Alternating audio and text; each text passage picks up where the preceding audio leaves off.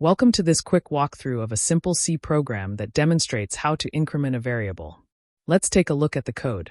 We start by including two standard libraries, one for input and output functions, and one for utility functions like converting strings to integers.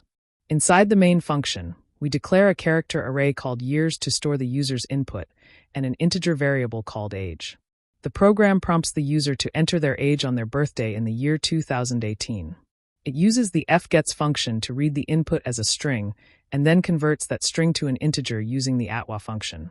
Next, the program prints the user's age in 2018.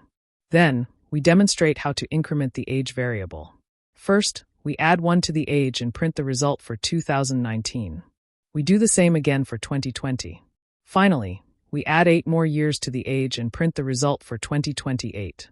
While this program assumes the user enters a valid number, and could be made more robust, its main purpose is to show how incrementing works in C. Thanks for watching, and happy coding!